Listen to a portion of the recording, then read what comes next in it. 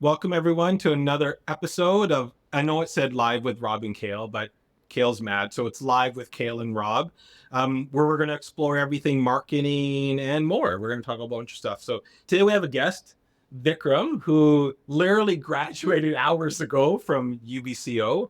Vikram, thanks for joining us today. Thank you. Yeah, hours is wrong. 30 minutes ago. Literally 30 minutes ago now. So, and then obviously Cale, he's just here as well. So. Co-host, whatever you want to call it. Yeah, whatever. Congrats, man. That's Thank awesome. you. I appreciate it. Yeah, that's great. So one of the areas we want to talk about today is, and it could be a little bit of a controversial topic, we'll see where we'll go with, is AI in education and what the education system's looking like today and what it might look like in years to come with AI. And it's funny, you guys were talking before we jumped on, and yeah, we graduated a couple years ago. I'm like, when I graduated 40 years ago, we didn't have cell phone. So, so it's going to be a little bit different, obviously today. But I'm curious if we start, like, Vikram, I'd be curious on sort of like just your overall experience with, like, was AI part of the curriculum? Did you use it? Did you not? Were the teachers like, do not use AI? Like, what was sort of the policy from a high level from when you went through university? So if you had this conversation with me yesterday, I wouldn't have had this conversation. I'm still having graduated from. But now that I've but now that I'm safe out of the waters, I'll be honest. The last couple of years in university, it was probably the biggest change to everything that happened. Right. It started off with a couple of people talking about, oh, ChatGPT, have you heard about it? It was just like a discussion. This is what it can do. You can ask it anything. And we thought, okay, that's cool. Let's put it to the test. And eventually, once deadlines started piling up, everybody kind of was like, okay, let me experiment with this assignment. Yeah. That's how it started for a lot of people. Exactly. That's all it was. And it was more like, let me figure out if I can do this assignment quickly doing this. And it worked for everyone. And it worked consecutively over periods of time. And after 2 months of doing this, everyone was just changed their entire approach to how they even attended a class, because then there were already AIs coming out with some form of text to speech where you just literally have an audio recording and everything is summed up in bullet points. That came out like a few months after ChatGPT. So they were already thinking about how they could make this in the education system as easily as possible. So best believe everybody was taking advantage of it. So just to kind of jump in. Yeah. So I graduated 2 years, but kind of before it released, it being ChatGPT. But what was the teacher or professor's reaction when it dropped? Like, did they know something? Wow, like this is going to change everything, or were they also behind? And how did they embrace it in the classroom, or were they like very against AI? So I don't think it was ever an open conversation in any of my classes about the actual use and impact that AI can have. It was more of one of those things that teachers were kind of fearing. But I don't think they really put any thought at all into why it is they're hearing it, why it is they knew it was going to make things easier. It was going to cut a lot of corners. But what exactly were they trying to teach us? What exactly were they trying to instill in us? And how is AI actually impacting that? If they found out that they had a completely different viewpoint on it and looked at it as a tool that could somewhat substitute some parts of the curriculum, it would have been very different. But immediately it looked at someone that they looked at AI as something that was attacking the integrity of academics, So if I wouldn't say immediately, but initially we started off with there really being no bars for what was happening. It was pretty much free for all. I would say this was during the end of the school year, when this entire AI started. And once the school year started again back up in January, that's when you found a lot of teachers actually putting impositions on AI. And they would do that in the beginning of their class. So they would start off the class saying, there are going to be a lot of assignments, no AI can be used. But what happens when you tell a bunch of kids they can't do something? They're going to do it. They're going to do it. They're going to do it better. They're going to do it better, exactly. And that's what we saw a lot of, it's people figuring out ways to not just use AI, but hide the fact that they're using it, using AI.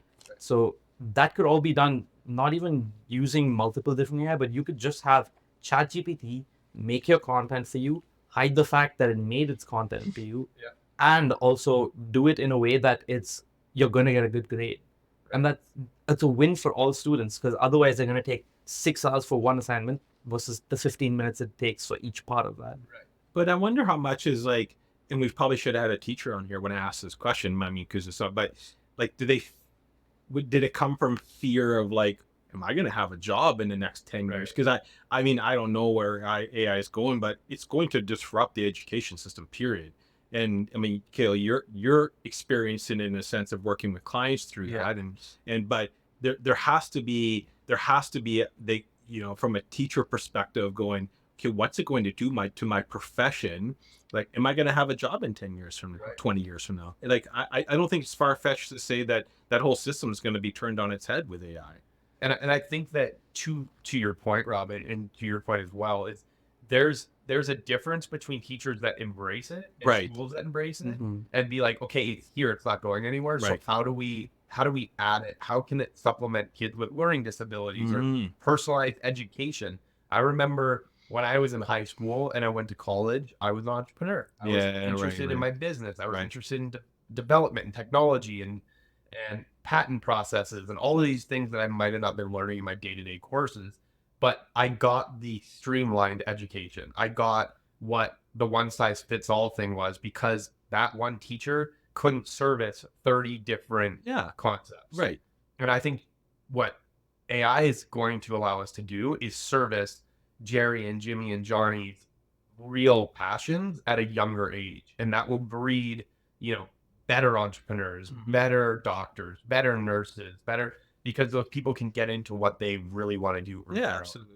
Well, and I think, Vikram, from your perspective, I'd be interested to know too, is that as you graduated, you're working now, right? So is AI part of your day-to-day work now? Are you using AI in your actual jobs that you're doing now that you're graduated? Be careful your employer might be with. So it's definitely something that I have wanted to use to just make things easier, but the current context of my job has a lot of particular software that I use. So unless I'm doing some form of writing, which is once in a while, I don't really leverage AI too much. But I would say that each software is going to come up with its own set of AI. So within it. Exactly. And for instance, LinkedIn Sales Nav, right? I was using that for the last 8 months now for my company. And suddenly in the last 3 months, they have a beta tester that's testing the Sales Nav. And I didn't tell my boss shit, but here I am trying it out, And well, now you did. Stop the world. Sorry about that. But no, genuinely, it's something that is going to come about in all software to the point where it's almost like each software isn't going to be a software. It's just going to be an AI bot that has its own particular set of questions it can answer. Well, and I think that's where I was saying that for me, why I asked that question is that you would think the education system would embrace it, because I feel, and again, I don't have all the answers, but I feel that it doesn't matter which industry you're going to go in, there's going to be some element of AI in there, even where you're using it or it's built into software or like in every, I don't know, like, again, Cale, you live this stuff, so you see it. If it's education, if it's medical, if it's health, if it's marketing, AI is everywhere, right? So in fast food, in grocery stores, so if you're not teaching the kids how to embrace this and you're scared of it, how are they going to use this? You're going to come into an environment, and I feel like you're going to be behind if you don't know how to use it properly. Because I agree, like there's negative everything though. Tell me anything, I can show you the negative on if you abuse it, right? So I think that's where I think the education system, from my perspective, is we're missing it. And I shouldn't paint it with one brush, because I think there are schools that are embracing it more than others. I think there are ones that are like, yeah, you can use it, just make sure that you do the right things and check it and use it as an idea starter and all that stuff, rather than saying blanket, no, do not use it anymore. I have a question for you. What do you think the most important thing about teachers, the relationship with teachers and students are? But wait a minute, we're the host. You're asking us questions. I was just so interested in Vikram all of a sudden. I was just so interested in what you're saying. Well, I think that the teacher is ultimately responsible to educate the student on a variety of different things. I don't think necessarily that a math teacher is there to just teach math. Correct. I think the math teacher is there to instill a bunch of different, for sure, from turning the assignments in to being on time to class to learning life valuable lessons, how to interact with others, group projects. Like there's a critical thinking aspect to the classroom, but there's also a relationship and team building and personal brand building, or not brand building, but personal building in the classroom. And I think that part of it, if I'm in the education sector, that part has to shine more now, because the critical thinking aspect, the math homework, the science curriculum, that type of stuff, that's going to get really, really good online, one-on-one, personalized to that student and their learning needs. So if you're dyslexic, if you're deaf, if you have a sight problem, if you're ADHD, every kid will take the same curriculum, but AI is going to allow us to teach those kids in different ways. So now as a teacher, you're really there to do what? And I think it's to empower those students and teach them other life lessons besides what headphones in kids' ears with a camera down can probably teach better to every single one of those kids than you can. Absolutely. Well, and I would think that if we take the teachers out of the equation, I assume that it's the educational system. I mean, there's curriculum, it's mandated. There's so I think sometimes we might pick on the teachers, but they're within a box of what they can do, right? And you're back to what I think the role is for me, is that what I'm concerned about is that I don't want the teacher to just become a babysitter during the day, because you send my child home and I have to teach them how to do their algebra. I don't remember how to do that, but now with AI, maybe I can have a tool. But I'm hoping, it's funny you're saying about they need to teach them to hand in assignments on time. Well, they don't, though. Because now you're gonna I missed an assignment. Well, as long as it's handed in by the June 15th, and I'm like, well, in the real world, if you missed your deadline with your client, you're probably not going to be okay. Oh, by the way, good time to tell you. I'm going to miss those deadlines. So that's where I think that they're, for me, that's where I would say that the teachers are I agree. I think education is more than just learning the material. I really do believe that. I look back in my, going to high school and university, I was an idiot in high school. I was, whatever, right? I got by, I did all, but in college, university, I excelled because I was taking courses that I loved. I enjoyed, they didn't babysit you there, right? You don't show up to school, don't show up, but I actually really enjoyed that experience. But I think it taught me time, working with groups, handing in assignments on time, critical thinking, how to research. It taught me those things, not necessarily just the topic I was in. I don't remember my marketing, maybe the 4 P's of marketing. Now there's more than 4 P's, I think. But you know what I mean? I learned the fundamentals, but really it taught me all those other things. That's kind of what I think, maybe and it's tough because I think we're mixing a little bit from high school to university too. And DJJ has kids that are in, different right? So talk about elementary now, right? Which is a totally whole different thing, right? How are kids that are in, grade 3 and 4, is there AI integrated into that sort of stuff? I don't know. And you said, I would assume everyone learns differently. Right. So how do you, as a teacher, now I'm thinking, how would I balance that? If I have 30 kids in my class and 30 kids learn differently, well, what am I going to do? So I have an interesting spin on why I think teachers are genuinely scared. And I don't think they've put thought into it, like I've said before. I don't think they've actually sat and thought about why it is that they're just pushing AI away without really thinking about it. And I think that's because they've slowly going to come to realize that they aren't fostering curiosity within students. That is not something that they were trained to do.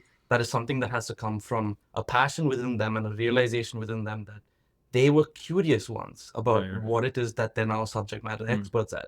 They were curious once to the point where they didn't have the technology that we did now to just easily go browse the internet and find out stuff. Now we have phones that have unlimited scrolls to the point where most people are probably going to be brain rotted, for lack of a better word, in the next 5 to 10 years, and they won't know what they're interested in because it's fed to them. They are told what they're interested in by an algorithm. And that's a marketing person. Sorry about that. I was like, all right, we're gonna cut it there.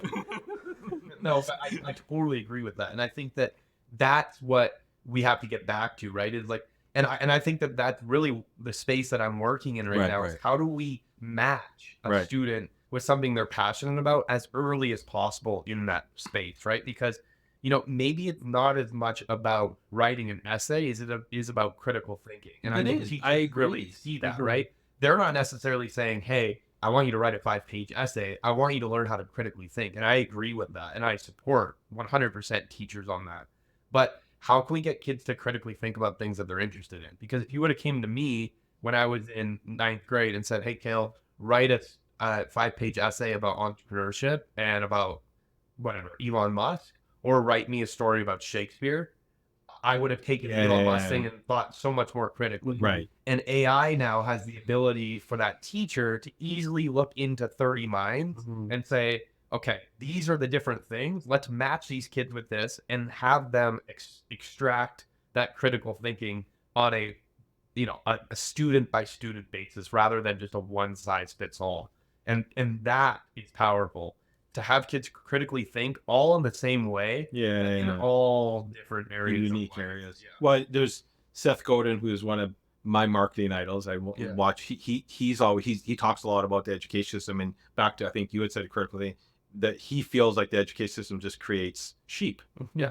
Right? You can't think outside the box because you get punished if you do. And again, this isn't a teacher thing. This is an education system. Yeah. This is not the person. No, I actually feel bad for sometimes for the teachers because they're given, maybe they want to be creative, but they can't because of that, right? The curriculum, or because of the way the system is. But yeah, he's a believer that we're creating sheep. We're not creating critical thinkers. We're not creating leaders. And if you are, you're an outlier, right? If you push the envelope or if you don't agree with something, well, then you're an outlier. You're a misfit. Right? Why? How dare you not just do what everyone else is doing? Right? Where you want. I think if you look at a lot of the real big leaders in the world they pushed the envelope. Elon Musk, I'm sure, he pushed the envelope when he was in school, and Steve Jobs, and those guys were, Gary Vaynerchuk was a guy who didn't, failed all his classes, and now is one of the big independent agencies in the world. Because because he saw, like you were saying, there was a passion he had. Business was his passion. He followed it. Right. But in school, they don't allow you to do that. The curriculum doesn't allow you to do that. Why doesn't? I have a belief on why that happens. I feel like we're gonna get our podcast canceled. No, but I'm just curious. Why do you just graduated today? Why do you feel like you're brought up in that system to kind of just stay between the lines and then go out and get the job and work for 30 years and then get your retirement and then retire and get and then all your steps of like, you graduate, you get married, you have two and a half kids and a dog, and and to me, I think that's really been shaped by corporate America, because I think that corporate America, everybody that's in corporate America or is a day-to-day 9-to-5 employee is great. That's excellent, but it's really, I think, a byproduct of, you get a good grade and then you get a job, and after your job you retire, and after you retire, you're so what happens though when those jobs are gone because AI replaces half of them? Well, and that's the thing, right? It's like how, and maybe back to you just graduating, is like, how does the job process work now? Like, there's probably a lot of jobs people aren't even hiring for already. Did you find it hard trying to find work? One thing I've been scared about is that lawyers are scared about losing their jobs. Those are people that have studied for 4 years and know that this is what they're getting into. Now they're scared about that. So imagine someone who's in marketing, right? At the end of the day, yes, a human element is required in every job. I 100%. But we can't fathom what an AI with consciousness is. Right. We can't fathom how far away that is. We can't. Optimus. Exactly. But we don't know, we don't know how far away that is. But at this point in time already, with the minimal amount of AI present, if it's creating so much insecurity with jobs, how is it going to look in the next 10 years? And I feel like that isn't the best way to also look at it. It is also more, what kind of work are we going to be doing to supplement this new sort of species that we're creating? And at the end of the day, I think we are going to have to sort of see it as a species, because I think we are creating a new form of life at some level.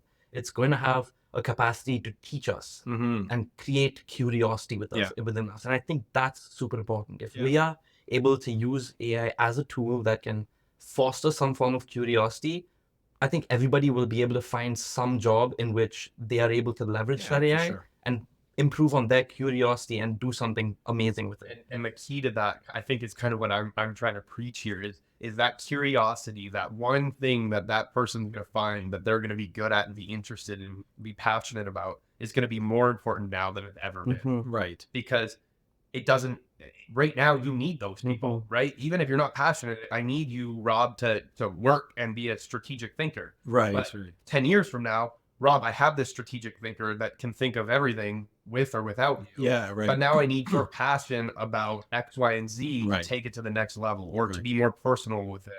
And that leads me kind of into our next point about, where young graduates are going to go. And I think it's really into that strategic, critical thinking realm of like finding something you're passionate about and getting really, really, really, really good at it. Well, and that's why I hope. I mean, I hope that the education system sees this and starts adapting to it, because if they don't, we're going to see, and we're seeing already. And again, I think we'll have in a future podcast like people that are building systems that match, kids to, because that's where I think from a parent perspective, where I think the role we play is like letting your kids explore that outside of school, Right. letting your kids go and like I do. I'm like, hey, go and play around with AI, go or whatever it is. Yeah. I don't care what.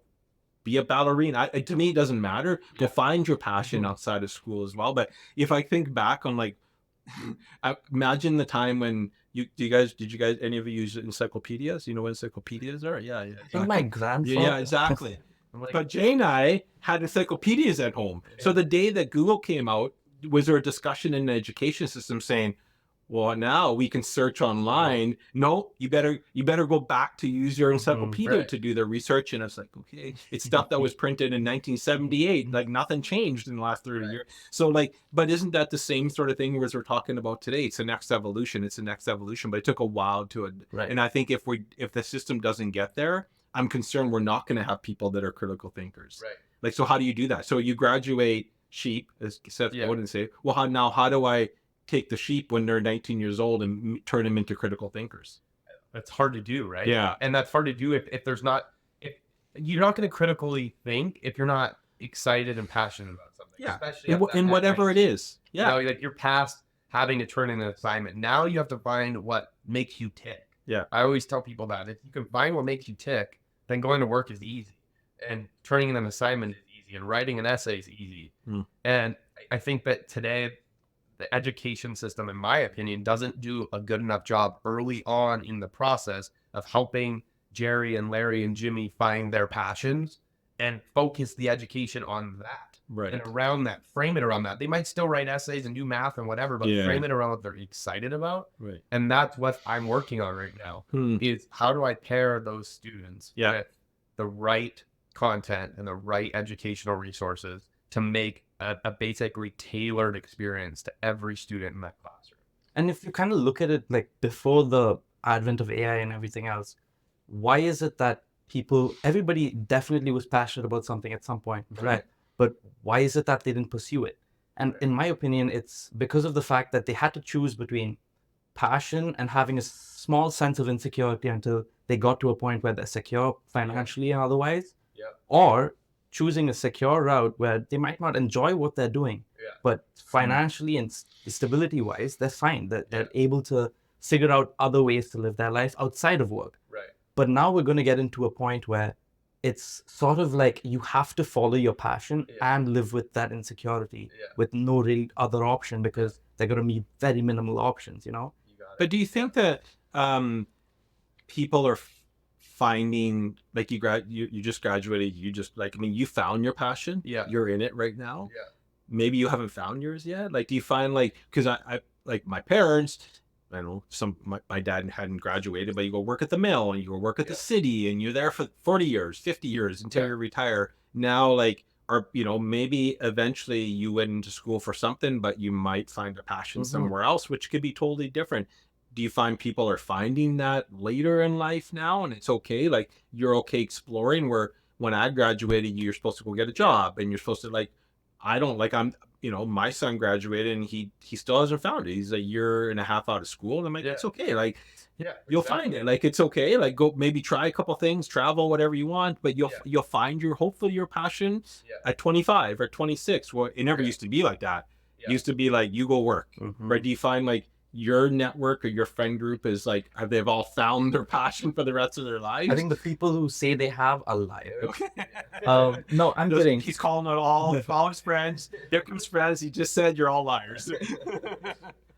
No, I genuinely think like a couple of my friends, one, for example, is super into basketball. Right. He is the same degree as me, graduated the same day today as me, and he does not know what he wants to do. Right, But right. essentially, he would love to Play work with for the LeBron. NBA. Play Or with LeBron James. LeBron Yeah. James, I Yeah, guess. he's like just barely 6 foot tall, but definitely make it. No, but he wants to do something with the NBA, right? And that's something that is definitely possible, but not knowing what that is Yeah. He needs still to find some that. form of passion, though. Right. Like working towards getting to a place where even you're free enough to think about that, I Right. feel like could be considered a passion, because you do want a sense of freedom to fully creatively express yourself. Yeah. And I feel like anytime, even for example, artists, I have two very close artist friends. One of them didn't even pursue it because of parent struggles. One of them pursued it, but then realized that art with deadlines, having to do it under pressure and for money, it's not as fun as doing it at It's home. not the same. And he's still really good at it, but he's not enjoying it the same way. So there are always downsides to all of this. That then comes the question: are you willing to put up with it to get to where you are, or are you going to look for something else that's more stable? And I think at the end of the day, what is going to change is how determined people have to be to get stuff done, and that's always been gradually increasing, exponentially increasing over the years. But now it's going to come to a point where you need to be passionate about what you're doing, and find that out early on, whether it be and I Whatever think it could start from something simple, like my friend, you can just be interested in basketball. Get in that and get your so footing many in the angles door. you can go. Exactly. You can be data analytics, coaching, this, that. There's a whole many things you can get into, right? So interesting. And it'll be curious how that industry, the ball's going to move, right? Like, things are going to get, industries that people are going down are going to get cut off and changed. There's going to be new roads and new opportunities. Absolutely. I'm not sitting here saying that everyone's screwed and AI is going to take over the world, but I think that AI has the capability to help students find that quicker and early on. And I think that is, I don't think there's a teacher that would come in here and argue with that, of like, if I could personalize education to 30 kids in the class instead of do a one size fits all and every student benefits from that, that's what AI is going to be able to do. That's what they're working on right now. And that's what's coming. And I think that's going to be insane for the kid that has ADHD, to the kid that has dyslexia, to the kid that's the genius, to the kid that's they're all going to get an experience. And I think that's going to be awesome. Well, and I think it's just, like any other industry, AI is disrupting education. And I hope that our system, the powers that be above our pay grade, understand that and are going to get the right people in to fix it, or to maybe not fix it, maybe fix it, to adapt with it and grow with it. Because if not, I feel like it's going to change. People will be without jobs, and people it's going to get to a point, Rob, I think, that they will have a choice. Yeah, you're going to have to. So now it's so far in that it's like eventually it won't be pushed away. Correct. Well, on that note, that was a good discussion. It was. I don't think we solved anything, but we complained about a bunch of stuff. We figured out AI. We're like grumpy old men. Well, there's one grumpy old man. What? Too younger. Grumpy young men? Too funny. But thank you for coming. I appreciate you having me on. I thought it was a good discussion, and we'll see where the education system goes. And I'm glad I'm outside of it now. Yeah. There you go. That just sums it up. He's glad he's outside the education system. But back as a teacher, right? Oh yes, I would love to be out of a job in 5 years. Awesome. Yeah, well, thank you everyone for joining us, and we'll be back in a couple of weeks with our next episode. So thanks for everyone joining us. Take care.